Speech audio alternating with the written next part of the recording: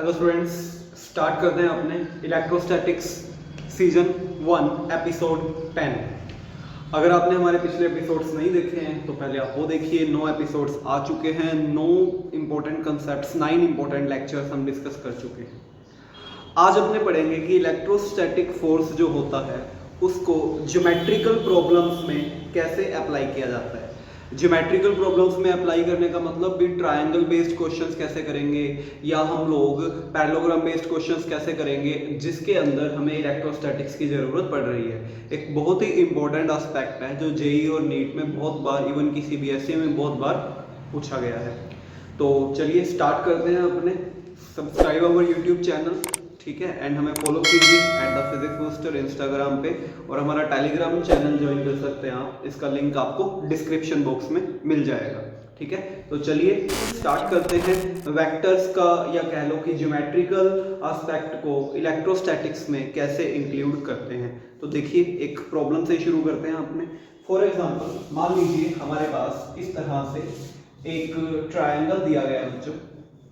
इस ट्रायंगल के तीनों वर्टेक्सेस पे चार्जेस रखे हैं Q, और इसकी साइड है A, और आपको बोला गया है ये एक कैसा ट्रायंगल है, तीनों साइड्स इक्वल है, तो ऑब्वियस सी बात है ये इक्विलैटरल ट्रायंगल है।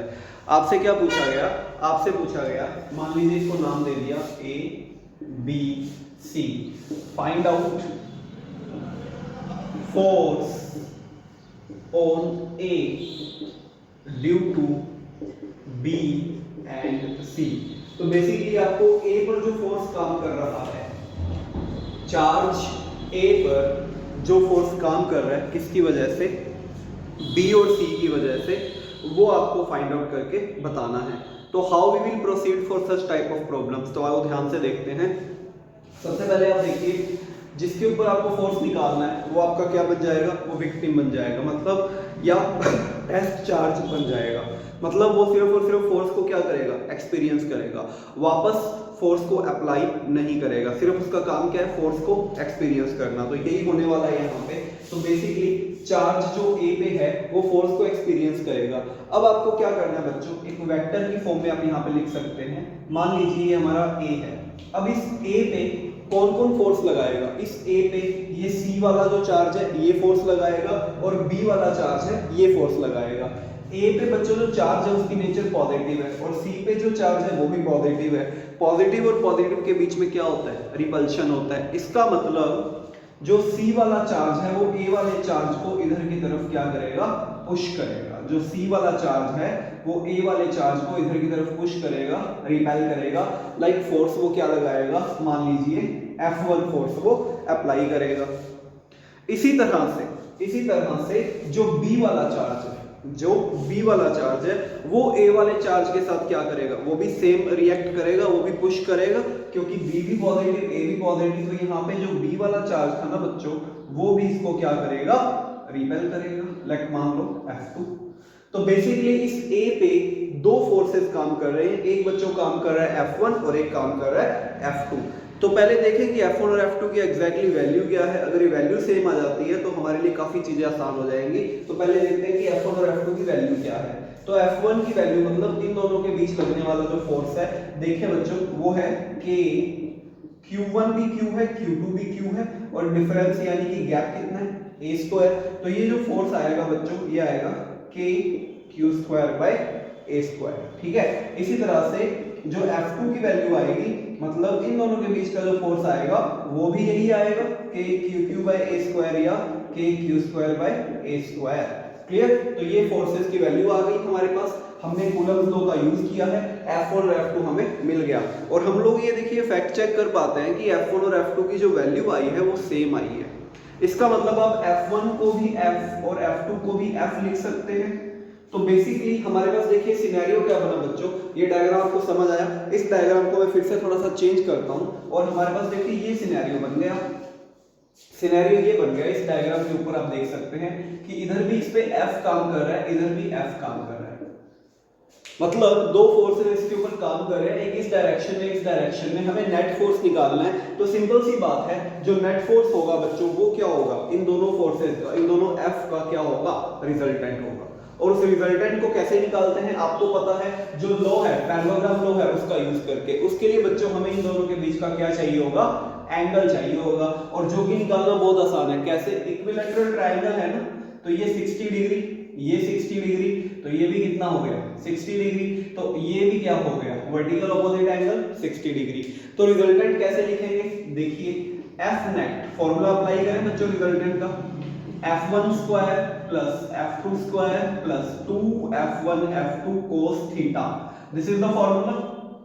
ठीक है, अब बस क्या है, f1 की वैल्यू हमने f एज्यूम करी है, बाद में पुट कर देंगे, f2 को भी f एज्यूम किया है, थीटा कितना है बच्चों 60 डिग्री आया है। तो हमें क्या मिलने वाला है यहाँ पे देखेंगे, हमें मिलेगा f square plus f square plus 2f square cos 60, cos 60 कितना होता है बच्चों 1/2। इसको अगर मैं सॉल्व करता हूं तो आई विल गेट √3f। ठीक है, f की वैल्यू क्या है ये रही, तो हमारा बच्चों फाइनल आंसर क्या आ गया √3kq²/a²। क्लियर, होप आपको ये न्यूमेरिकल समझ आया होगा कैसे करते हैं। तो इस तरह से हम लोग ज्योमेट्री बेस्ड प्रॉब्लम्स को सॉल्व करते हैं। बस हमें ये पता लग जाए कि फोर्स किस पे काम कर रहा है। एक बार हमें ये पता लग गया कि फोर्स इस पे काम कर रहा है, फिर उसके हिसाब से डायग्राम बना के एंड डायरेक्शन वगैरह डिसाइड करके रिजल्टेंट फाइंड आउट कर सकते हैं। ठीक है, उसके लिए आपको वेक्टर्स का बच्चों थोड़ा बेसिक्स आपको पता होना चाहिए। डन, चलिए नेक्स्ट क्वेश्चन करते हैं। आइए अगला क्वेश्चन देखते हैं। इसी क्वेश्चन का मैं सेकंड पार्ट कंसीडर कर लेता हूं, इसी पर्टिकुलर क्वेश्चन का मैं सेकंड पार्ट कंसीडर करता हूं। बहुत अच्छा क्वेश्चन है, आपके एनसीईआरटी का सोल्ड एग्जांपल भी है। क्या है वो, if in the previous problem a charge capital Q is placed at the centroid of triangle, then find net force on that charge।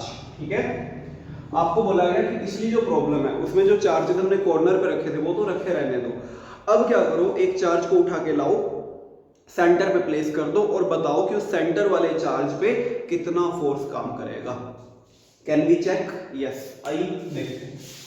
तो अगर मैं डायग्राम को बदल दूं, चेंज कर दूं, वो वाला डायग्राम वापस बना दूं, तो देखिए क्या मिलेगा मेरे को। आई विल गेट दिस, भाई चार्जेस हैं Q Q Q और यहां पे हमने एक चार्ज रख दिया Q। तो देखिए कई बार क्या होता है, कई बार आपको इस तरह से भी सिचुएशन मिल जाती है, लेकिन आपके मेथड नहीं बदलने चाहिए, आपके तरीके नहीं बदलने चाहिए। ठीक है, कैसे, आइए क्या करें। सबसे पहले जिस पे फोर्स निकालना है इस पे लगाना है ना, विक्टिम ये बन गया, तो इसको एक बार काम करो, ऐसे बाहर रख दो, ये वाला हमारा विक्टिम है। मान लीजिए पॉइंट O है, आप एज्यूम कर सकते हैं, मान लीजिए पॉइंट O है, इनको आप लोग A B and C assume कर लीजिए। अब देखिए इस O पे बच्चों कौन कौन फोर्स लगाएगा, सारी फोर्स लगाएंगे, A भी लगाएगा, B भी लगाएगा, C भी लगाएगा। A का फोर्स कैसे लगेगा, B का कैसे लगेगा और C का कैसे लगेगा, आइए देखते हैं। जो A वाला है वो पॉजिटिव Q है और यहाँ भी पॉजिटिव Q है, तो A वाला इसको रिपेल करेगा, क्योंकि ये विक्टिम है, ये कुछ नहीं कर सकता, ये फोर्स एक्सपीरियंस करेगा बस। ठीक है, ये एक टेस्ट चार्ज है, ये फोर्स को एक्सपीरियंस करना जानता है, वापस पलट के जवाब देना नहीं जानता। तो क्या होगा बेसिकली, ये वाला जो Q है इस Q को रिपेल करेगा। तो यहाँ पे जो ऊपर से फोर्स आया ना बच्चों, वो आ गया लेट F1 आ गया। किसकी वजह से आया ये, A की वजह से आया है।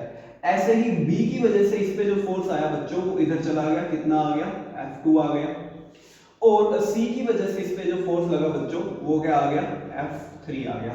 तो कुछ ऐसा सिनेरियो बन चुका है, कुछ ऐसा सिनेरियो हमारे पास आ गया है और हमें बोला गया कि नेट फोर्स बताइए। तो उससे पहले, नेट फोर्स निकालने से पहले हम F1 F2 F3 की वैल्यू चेक करते हैं, क्या पता तीनों इक्वल आ जाए।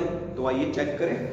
F1 की वैल्यू मतलब इन दोनों के बीच का फोर्स, F2 क्या है, इन दोनों के बीच का फोर्स, और F3 क्या है, इन दोनों के बीच का। ये और ये तीन फोर्सेस हैं, कंप्लीट नहीं है, पिछली बार वाला सा नहीं है, इन दोनों के बीच, इन दोनों के बीच और इन दोनों के बीच। तो यहाँ पे जो फोर्स है वो है बच्चों F1 और यहाँ पे जो फोर्स है बच्चों वो है F3 और यहाँ पे जो फोर्स है बच्चों वो है ये। तो F1 की वैल्यू निकालें, वही फॉर्मूला हमारा सेम, F1 की value K Q1 Q2 by r square होती है। तो बच्चों k की वैल्यू तो k है, चलो q1 की वैल्यू q1 ये मान लेते हैं q, और q2 ये हो गया इस बार, तो q। बच्चों ये गैप कितना होता है, ये गैप आप याद रख सकते हैं इक्विलैटरल ट्रायंगल के लिए सेंट्रॉइड और वर्टेक्स के बीच का गैप आपको लर्न करना चाहिए, इंपॉर्टेंट है। कितना होता है a/√3, इसको याद रख लेना। ये जो गैप होता है ये a/√3 है, हर जगह पे ये गैप a/√3 रहता है, तो इसको याद रख लेना। यहां आ गया a/√3 स्क्वायर, तो क्या मिलेगा 3kq²/a²। डन, ये मेरा f1 आ गया। क्या मेरा f2 भी सेम आएगा? अगर आप ध्यान से देखेंगे f2 की बात करें तो k q q, गैप भी वही, तो हाँ जी बिल्कुल सेम आएगा। एंड ऐसा ही f3 आएगा, गैप भी वही, सब कुछ वही। तो इसका मतलब फिर से देखिए, इन तीनों को हम इक्वल मान सकते हैं किसके? f के। मतलब f1 भी f बन गया, f2 भी f बन गया, f3 भी f बन गया। तो वैल्यू पुट करें f1 f2 f3, मतलब आप यहाँ पे लिखिए f, यहाँ पे लिखिए f, और यहाँ भी क्या लिखिए f। ठीक है, अब देखिए वही काम है, ये तो एक पर्टिकुलर डायरेक्शन में है, ये दोनों दो अलग अलग डायरेक्शन में। हमें क्या करना पड़ेगा? इनका रिजल्टेंट निकालना पड़ेगा। f2 और f3 का रिजल्टेंट निकालना पड़ेगा, f और f का रिजल्टेंट निकालना पड़ेगा। तो क्या रिजल्टेंट आएगा उसके लिए आपको क्या पता होना चाहिए? ये वाला एंगल पता होना चाहिए, ये वाला एंगल पता होना चाहिए, थोड़ी सी ज्योमेट्री आपकी स्ट्रॉन्ग होनी चाहिए। चलिए इस एंगल को चेक करते हैं कि एंगल कितना आएगा। ये आपको क्लियर हो चुका है, f की वैल्यू हमें मिल चुकी है, साइड में इसको लिख लें पहले। f की वैल्यू है 3kq²/a²। ठीक है, अब हमें बस एंगल पता लग जाए ना ये वाला, हमारा क्वेश्चन बहुत आसान हो जाएगा। तो चलिए एंगल चेक करते हैं। कैसे करेंगे एंगल चेक? आप इस ट्रायंगल को ध्यान से देखिए, फिर से मैं इसको प्लॉट करता हूं, फिर से प्लॉट करते हैं और इस एंगल को चेक करते हैं। ऐसे ये है ना ओवरऑल पर्टिकुलर ये चीज है, ऐसे जा रहे हैं फोर्सेस ऐसे, और यहां से जो फोर्स आ रहा है ऐसे आ रहा है। अपने को ये वाला एंगल चेक करना है, ये इन दोनों के बीच कितना एंगल काम कर रहा है।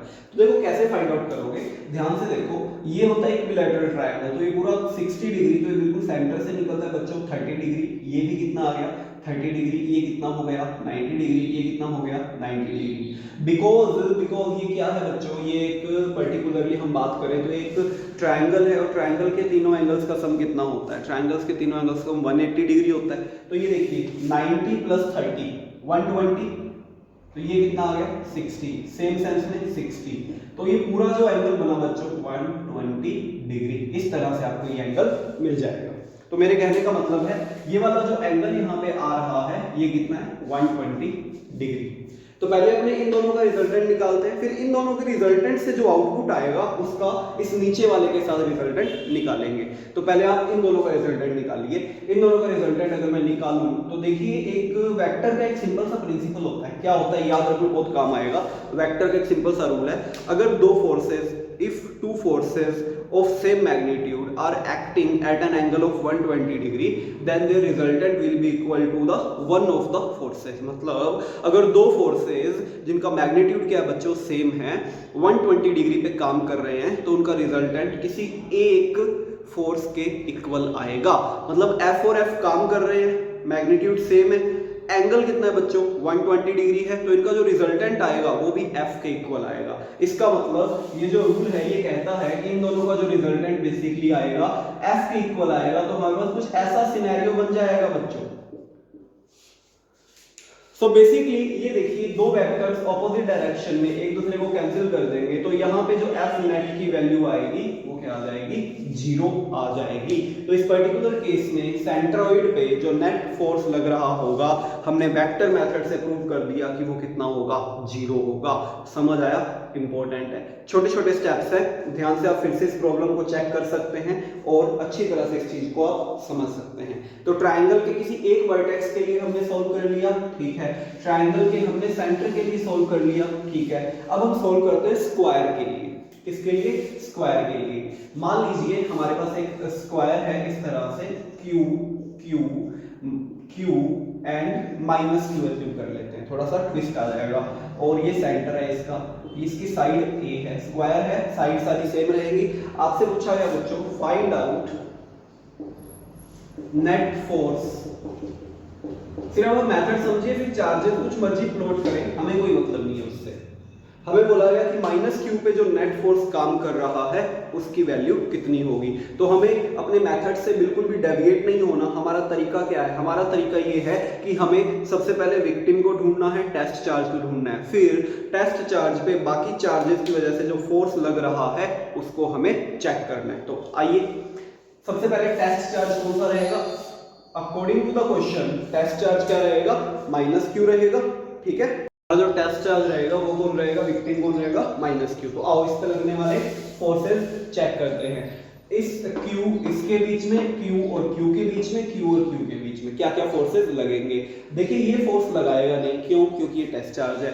अब क्या होने वाला है? बाकियों के फोर्सेस चेक करते हैं। तो इसके लिए मैंने आपको बोला है अलग से आप डायग्राम बना लिया करें, वेक्टर बताना थोड़ा सा आसान हो जाता है कुछ इस तरह से।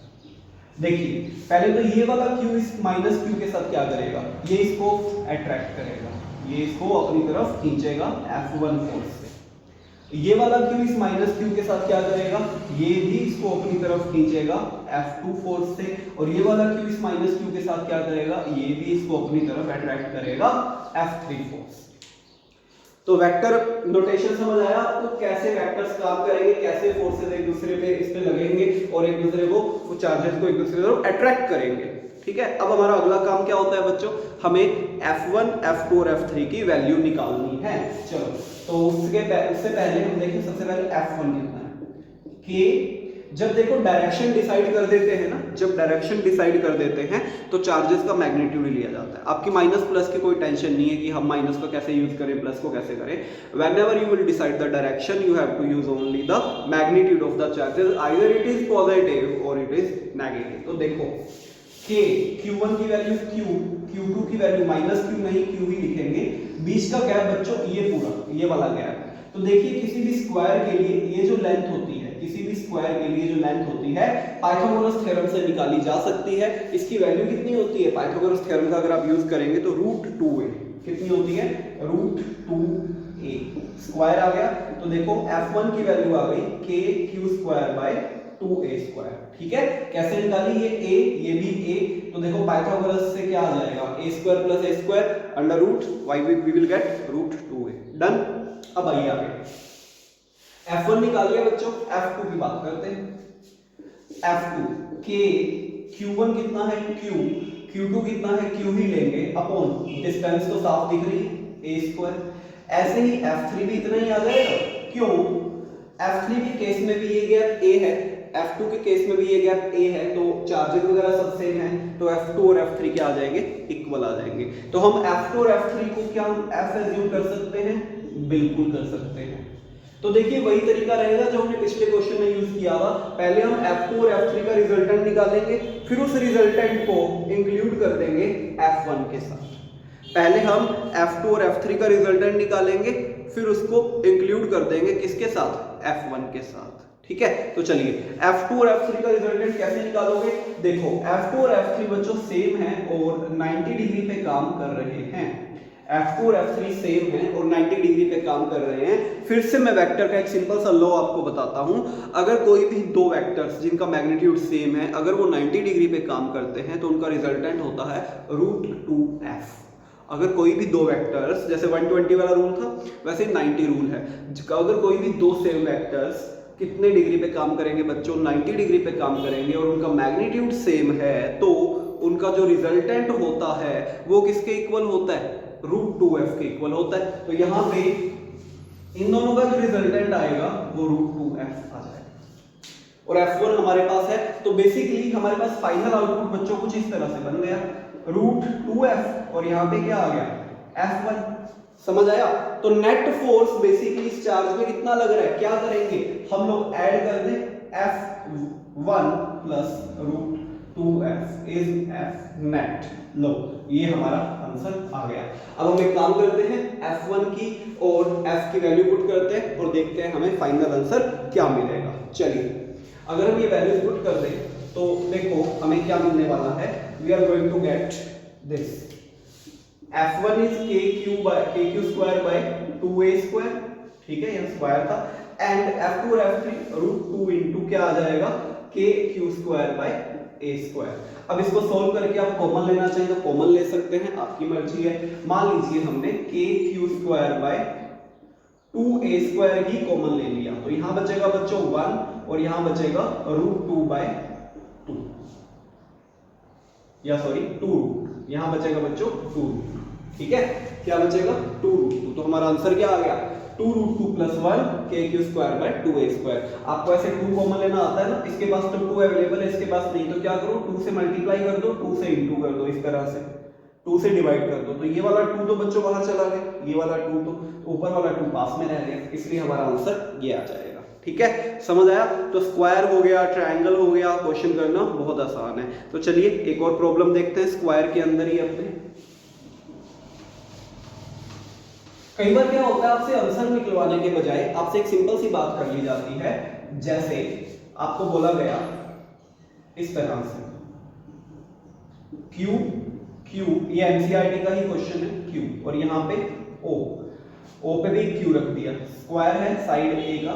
आपको बच्चों सेंटर पे नेट फोर्स निकालना है। तो जब ऐसे क्वेश्चन आपके पास आते हैं, पहले आप ना डायरेक्शन चेक कर लो, हो सकता है कैलकुलेट करना ही ना पड़े, क्या आपका ऐसे ही आंसर आ जाए। तो देखो सबसे पहले तो डायरेक्शन चेक करें, कैसे, इसको बाहर निकाल लें, ओ ये क्यू इस क्यू को क्या करेगा, रिपेल करेगा, ये क्यू इस क्यू को क्या करेगा, रिपेल करेगा, ये क्यू इस क्यू को क्या करेगा, रिपेल करेगा, और ये क्यू इस क्यू को क्या करेगा, रिपेल करेगा। तो फोर्सेस की डायरेक्शन ना कुछ इस तरह से होने वाली है, there will be strong repulsion, हर चार्ज दूसरे चार्ज को, सेंटर वाले चार्ज को क्या कर रहा है, रिपेल कर रहा है। क्या इनके मैग्नीट्यूड सेम है, अगर ये पता लग जाए तो बात बन जाए। मान लीजिए इसकी हम बात करते हैं, इस पर्टिकुलर, ठीक है। चलिए मान लो ये F1 के क्यू स्क्वायर, ये डिस्टेंस बच्चों a/√2 होती है, इसको भी आप ध्यान रख लेना। तो क्या आ जाएगा a/√2 square 2kq square by a square, ये F1 आ जाएगा। अगर आप ध्यान से देखो, जितना गेम इसके साथ हो रहा है उतना ही इसके साथ होने वाला है, उतना ही इसके साथ होने वाला है, उतना ही इसके साथ होने वाला है। क्यों? क्योंकि डिस्टेंस भी सेम है सब में और चार्जेस का मैग्नीट्यूड भी सेम है। डिस्टेंसेस सब में a/√2 है, चार्जेस का मैग्नीट्यूड सब में q1 q2 q है। डन। इसका मतलब सारे फोर्सेस तो इक्वल आने वाले हैं। अगर सारे फोर्सेस इक्वल आने वाले हैं और इक्वल हैं और साथ में डायरेक्शन में ऑपोजिट हैं, तो कैंसिल कैंसिल कैंसिल कैंसिल, तो F नेट कितना आ जाएगा इस केस में बच्चों, 0 आ जाएगा। समझ आया? अच्छा क्वेश्चन था, एनसीईआरटी का एक अनसोल्ड एग्जांपल है, अनसोल्ड क्वेश्चन है। बात समझ आ गई मेरी? तो इसमें कोई दिक्कत आपको हो तो अच्छी तरह से इस क्वेश्चन को वापस समझिएगा, you will clearly get the concept. Done. चलिए एक लास्ट क्वेश्चन देखते हैं, ज्योमेट्री बेस्ड वेक्टर्स को इंक्लूड करके एक लास्ट प्रॉब्लम देख लेते हैं आपने। जैसे फॉर एग्जांपल बच्चों आपको बोला गया कि हमारे पास एक सिस्टम है कुछ ऐसे, एक रेगुलर हेक्सागन है, एक रेगुलर हेक्सागन है। रेगुलर हेक्सागन वो होता है जिसकी सभी साइड्स क्यों सेम हो। रेगुलर का मतलब चार्ज Q यहाँ पे रखा हुआ है, Q यहाँ पे रखा है बच्चों -Q, यहाँ पे रखा है -Q, यहाँ पे रखा है 2Q और यहाँ पे रखा हुआ है Q, ठीक है। और आपको बोला गया कि सेंटर पे एक चार्ज है O, ये बोल दिया A B C D E F। ऐसे क्वेश्चन जब आते हैं ना रेगुलर हेक्सागन टाइप के, ये हमें इलेक्ट्रोस्टैटिक पोटेंशियल में भी बड़ी हेल्प करेंगे, वहां भी हमें जरूरत पड़ेगी। तो वहां पे बच्चों ना आपसे ये नहीं पूछा जाता कि इलेक्ट्रिक फील्ड की वैल्यू क्या है, आपसे सिर्फ एक क्वेश्चन पूछा जाता है, फोर्स या इलेक्ट्रिक फील्ड की डायरेक्शन क्या है, फोर्स की डायरेक्शन क्या है या इलेक्ट्रिक फील्ड की डायरेक्शन क्या है। तो बहुत आसानी से आप ऐसे सवालों का जवाब दे सकते हो। सिर्फ आप क्या करो, यहाँ पे Q एज्यूम कर लो, एक पॉइंट चार्ज एज्यूम कर लो, या गिवन है तो अच्छी बात है, नहीं दिया तो खुद ही एज्यूम कर लो, ठीक है। अब देखिए ये Q इसके साथ क्या करेगा, हमें फील्ड की डायरेक्शन बतानी है इस पर्टिकुलर पॉइंट पे, फोर्स की डायरेक्शन क्या होगी, हमें फोर्स की डायरेक्शन बतानी है एट पर्टिकुलर पॉइंट O। तो क्या होगी, ये वाला इसको क्या करेगा, ये वाला इसको पुश करेगा, ये वाला इसको पुश करेगा। देखिए ये वाला गैप और ये वाला गैप सेम होने की वजह से ये हो गई कैंसल। माइनस वाला इसको अट्रैक्ट करेगा, माइनस वाला इसको अट्रैक्ट करेगा, फिर से ये वाला गैप और ये वाला गैप सेम होने की वजह से ये हो गए कैंसल।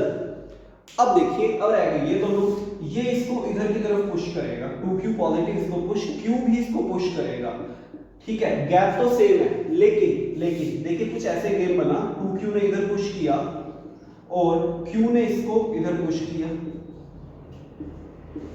लेकिन गैप तो सेम है बट चार्ज का मैग्नीट्यूड क्या अलग अलग है, इसलिए नेट फोर्स जीरो नहीं होगा। तो ऑब्वियस सी बात है, ये चार्ज 2q है, ये q है, तो ज्यादा फोर्स तो 2q का ही लगेगा ना, तो 2q ज्यादा फोर्स लगाएगा इस डायरेक्शन में, तो हमारा जो नेट फोर्स होगा बच्चों उसकी डायरेक्शन क्या हो जाएगी, OC। ऐसे कई बार आपको डायरेक्शन बेस्ड प्रॉब्लम मिल जाती है, तो बस आपने क्या करना है, आपने ये देखना है कौन किसको पुश कर रहा है, कौन किसको अट्रैक्ट कर रहा है। अगर गैप सेम है तो चार्ज के मैग्नीट्यूड पे जाइए, अगर चार्ज का मैग्नीट्यूड ज्यादा है तो उसका फोर्स ज्यादा होगा। अगर गैप भी सेम है, चार्ज का मैग्नीट्यूड भी सेम है, तो फोर्सेस क्या लगेंगे, सेम लगेंगे। और अगर डायरेक्शन ऑपोजिट है, एक दूसरे को क्या कर देंगे, कैंसिल कर देंगे। तो ज्योमेट्री बेस्ड प्रॉब्लम्स काफी इंपॉर्टेंट होती है इलेक्ट्रोस्टैटिक्स के चैप्टर में, वो हमने यहाँ पे डिस्कस करी है। मिलते हैं आपसे एपिसोड 11 में, जिसके अंदर हम लोग डिस्कस करेंगे vector form of Coulomb's law, कि कूलम की लॉ को वेक्टर फॉर्म में कैसे शो किया जाता है और उसके ऊपर जो न्यूमेरिकल्स आते हैं उनको कैसे सॉल्व किया जाता है। Till then take care, bye and subscribe the channel, और पुरानी वीडियोस भी देखिए, पिछली अगर आपने नहीं देखी है। मिलते हैं आपसे एक फ्रेश एपिसोड में।